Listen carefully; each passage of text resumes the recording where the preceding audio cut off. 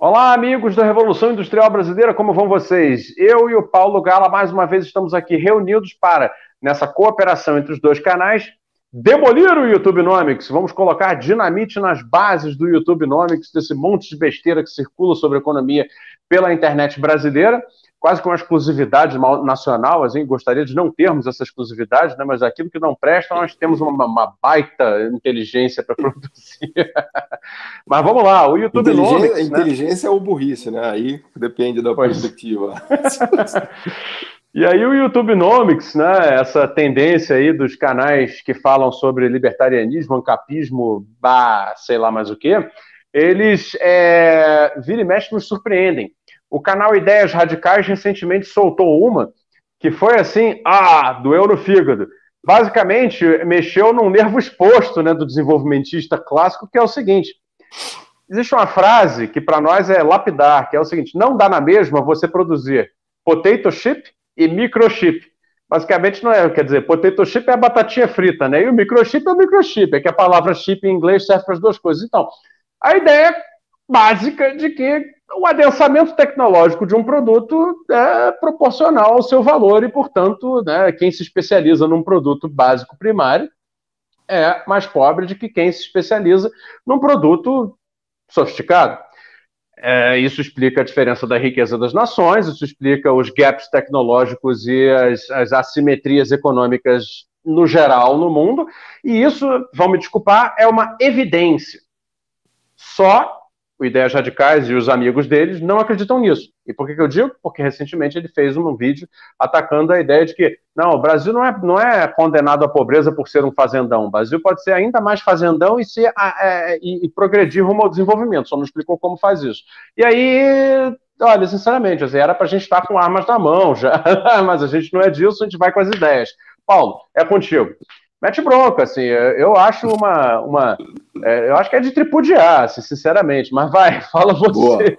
Tudo bom, Fausto? Prazer falar com você, com todo mundo. Bom, antes de mais nada, assim, justiça seja feita, isso é uma longa discussão no Brasil, também conhecida como a discussão da vocação agrícola, né, ou da vocação agrária, né, que vem desde a célebre controvérsia entre dois grandes economistas brasileiros, o Eugênio Goudin e o Roberto Simonsen, né. Então, desde sempre se discutiu no Brasil se o nosso caminho seria ser o celeiro do mundo ou a grande fazenda do mundo, né?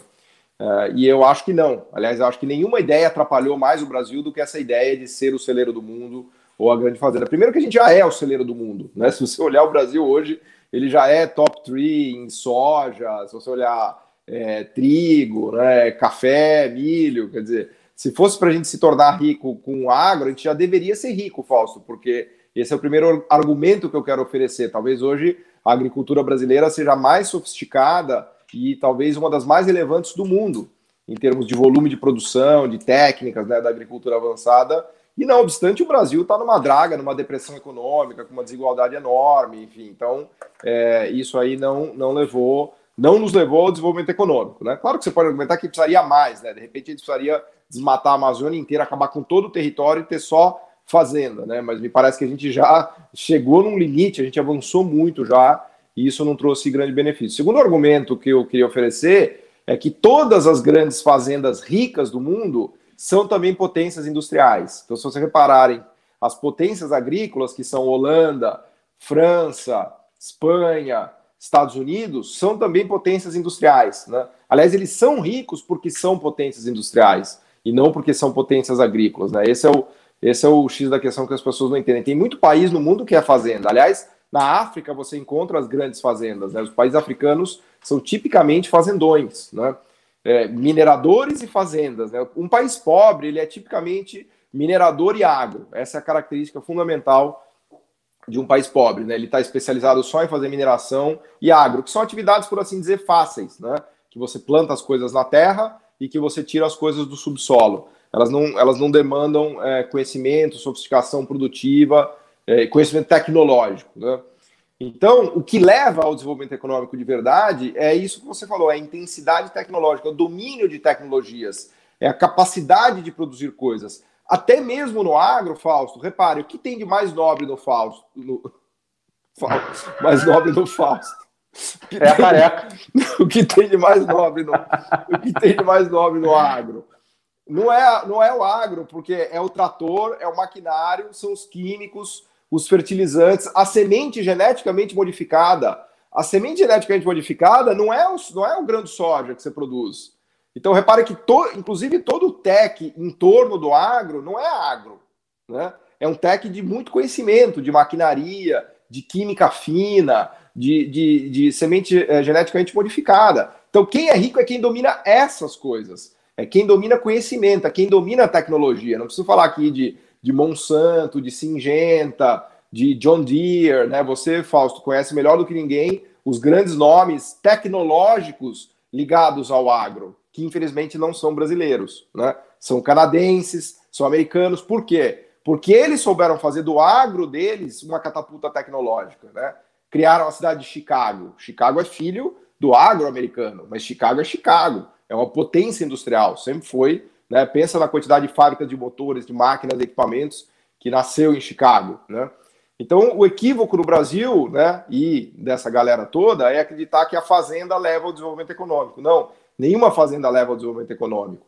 É o conhecimento tecnológico produtivo que leva ao desenvolvimento econômico. Com isso, eu não quero dizer que você não tem que ter agro, nem que você não tem que ter fazenda. Pelo contrário, o nosso agro é uma potência, né, e a gente tem que usar ele, mas a gente tem que usar com inteligência para catapultar, para alavancar tecnologias brasileiras, capacidades tecnológicas do Brasil, como fizeram o Canadá, como fizeram os Estados Unidos, como fez a França. Pensa na França, no que ela alavancou de conhecimento de químicos, inclusive de fármacos que depois você deriva, na parte de veterinária, né, na parte de fármacos ligados a animais e por aí vai, né? Então, a ideia do celeiro do mundo ela é muito ruim porque ela é uma distração, entendeu? Ela te leva a ficar focado numa coisa que não vai te levar a lugar nenhum, né? A gente precisa estar focado em construir conhecimento, construir capacidade tecnológica, construir know-how, ou até, como dizem os economistas, capital humano, né? E isso se faz pela via industrial, né? Não pela via agrícola. É a via industrial que traz conhecimento, que traz tecnologia. Por isso que eu costumo dizer que a indústria é o coração tecnológico de uma economia. Não existe economia rica sem indústria, né? A Austrália está entre as 20 maiores produções industriais do mundo. A Nova Zelândia, a produção industrial per capita da Nova Zelândia é maior do que a brasileira. A Nova Zelândia tem quase $3.000 de produção manufatureira per capita. A Nova Zelândia domina tecnologias de alimento, de whey protein, do que eu chamo de food tech, de hidrólise do leite. Os caras foram embora. Assim, eles não são uma fazendinha de vaquinhas e ovelhas. Muito longe disso, né? Então é isso, Fausto. Só no Ancapistão e no YouTubenomics que uma grande fazenda deixa um país rico. Infelizmente, as pessoas que só assistem YouTubenomics, né, vão somente ter acesso a essas ideias, né? Aliás, por isso que a gente está tentando trazer essa série para demolir essas ideias erradas, né, Fausto? As ideias radicais, né? É isso, quer dizer, na base disso tudo está a famigerada teoria de comércio do David Ricardo, né? Que é aquela famosa teoria das vantagens comparativas que o Eric Reinert, que é uma espécie de guru da gente, né? Chama de justificativa moral do imperialismo, do colonialismo, né? É aquele pacote intelectual feito pelos ingleses para convencer o restante dos países do mundo a não se meterem com aquilo que fez a Inglaterra ficar bem na vida, que foi a sua indústria, né? A não se meter, deixa que essa coisa aí tecnológica, difícil de fazer, a gente dá para vocês e vocês fornecem alimentos para a gente e tudo mais, a gente enriquece e vocês ficam aí especializados em serem pobres, né? Basicamente, muito grosso modo, é o que, né, ensina o nosso grande Eric Reinert, o economista norueguês, que eu deixo aqui a recomendação para todo mundo ler. Eu não tenho nada contra a vantagem comparativa se a minha vantagem comparativa for em equipamentos sofisticados e tecnologia de ponta. Se eu dominar equipamento sofisticado e tecnologia de ponta, eu vou defender a vantagem comparativa, porque daí você fica plantando banana e eu fico te vendendo bens high-tech. Então, a vantagem comparativa está ótima. O problema é quando a gente está lá embaixo da escada tecnológica, nos ofertarem essa ideia ridícula de vantagens comparativas, que é o exemplo que eu sempre dou é o seguinte: um cara que lava louças e outro cara que é programador, né? Aí você lava a louça super bem, as vantagens comparativas vão falar, olha, fica lavando louça a vida inteira e com o dinheiro que você ganhar você compra seu serviço de programação e computação. Não tenta programar, porque como você é ruim em programação, é melhor você se dedicar a lavar louça. Quer dizer, do ponto de vista abstrato, é uma ideia completamente idiota, né? Porque ela te leva a se especializar em atividades que não tem nenhuma vamos dizer assim, desencadeamento ou desdobramento tecnológico. Essa é a grande questão. Claro que, no começo, se você lava a louça melhor do que você programa, você vai ser mais eficiente lavando louça, mas aquilo ali limita a sua vida para todo sempre, né? É isso aí. E aí você acaba se especializando numa atividade que de tão primária te deixa preso a uma renda de atividade primária. E esse mais ou menos assim, e é uma evidência, isso é muito colocado, tá aceito já, no mundo inteiro isso é aceito, de como se dividem, se criam os fossos, né, de riqueza entre os países, exatamente por esse tipo de assimetria.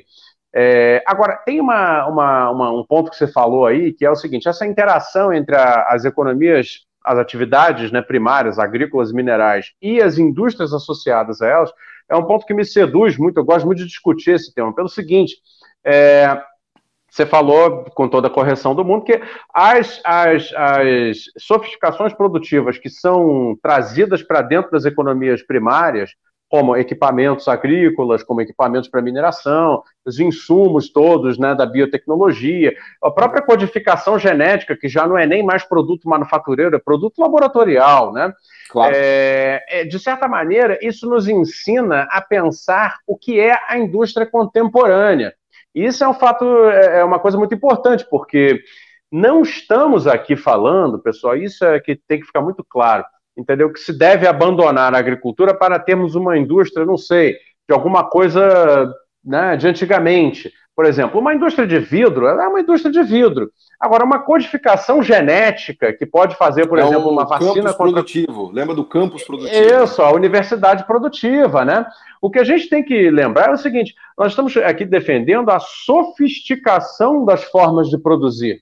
Né? E a sofisticação das formas de produzir necessariamente envolve atividades de muitos ganhos de escala, sinergias tecnológicas, muito conhecimento adensado, muita pesquisa colocada, e, portanto, a gente entra num território em que fica difícil de definir exatamente o que é manufatura e o que deixa de ser manufatura para ser apenas quase que filosofia, quase que atividade de pesquisa pura, né, para depois ser aplicada à produção. E o próprio modo de produzir, quando se chega nessa fronteira de conhecimento, ele muda, ele se metamorfoseia e se transforma num modo de produzir flexível, né? Muitas vezes não é uma linha de produção. Então, o que eu quero dizer basicamente aqui é o seguinte, não se trata de defender a indústria fordista, né, que era aquela indústria da linha de produção, um vai lá, aperta a porta, o outro vai lá, da limalha de ferro, que você fala, né? A limalha de ferro, exatamente, daquele cheiro brabo de metal e graxa, né, que você entra num galpão industrial de 1930, era assim. Né? Não é isso. Quer dizer, agora, você querer dizer que o agro é tech, é pop, é tudo, pode ser o que o agro quiser. Agora, desculpa, ele só é essas coisas todas porque lá atrás e na frente também tem uma cadeia enorme de fornecedores que estão em laboratórios intensivos em tecnologia e em fábricas intensivas em tecnologia para dar soluções que vão aumentar a produtividade da terra, afinal de contas. No fundo, quem trabalha no agro é a terra, é um fator de produção. O que faz aquilo ser mais produtivo é o conhecimento humano industrializado, não importando se esse conhecimento industrializado é industrializado numa linha de produção fordista ou num laboratório. E o que a gente quer dizer com os nossos argumentos pró-indústria, né? Eu tenho um projeto chamado Revolução Industrial Brasileira. Dia sim, dia não, vem me questionar e falar, mas Revolução Industrial Brasileira é uma ideia insana. Como é que você pode pensar numa Revolução Industrial Brasileira? Olha, claro que eu penso numa Revolução Industrial Brasileira. Eu quero que o Brasil tenha uma enorme quantidade de centros de inovação em tudo. Até mesmo na agricultura e na mineração. De revolução tecnológica brasileira, se quiser, como sinônimo, né? Não, porque exatamente para não ser confundido com quem defende apenas uma política de software ou uma política de, sei lá, serviços de fintechs, né? Eu não acredito que apenas fintechs e desenvolvimento de software vão levar o Brasil ao desenvolvimento. Claro que não. É preciso a aplicação integrada disso numa coisa maior chamada indústria brasileira. Só que quando você fala em indústria brasileira, eu não estou falando naturalmente da produção de parafusos brasileiros, por exemplo, né? Ou de, sei lá, latas de leite condensado brasileiro. Estou falando de uma variedade enorme de coisas, que é a indústria. no fim das contas. Só que essa indústria, entendida de maneira contemporânea, vai muito além do Fordismo, vai muito além. Agora, sem nenhuma dúvida, é necessariamente mais valorosa, economicamente mais rentável e, portanto, muito mais desagregada pela economia em termos de encadeamento do que as atividades primárias, que são puro, né, depleção do recurso natural, né? ou exploração repetida através de técnicas conhecidas, né, da terra para, né, do cultivo de bens agrícolas. Então é isso, basicamente. Aí você vai me dizer depois disso tudo que ser fazendão é legal, ser fazendão está tudo bem? Não, desculpa, não está tudo bem, está péssimo. Você vai ser um eterno comprador de tecnologia e fornecedor de bens primários, é isso que você vai ser. Vai ser o cara que lava a louça. Né? Exatamente. Beleza. Ficamos por aqui? Ficamos, né? Então tá. Pessoal, obrigado. Esse foi o Demolido YouTube Nomics. Eu agradeço a você nos assistir. Assine os nossos canais. A gente volta sempre aí, tá bom? Uma próxima vez tentando estapear a cara dessa gente que fica tentando enganar você com ideias falsas, ainda que radicais, sobre economia. Obrigado. Até a próxima.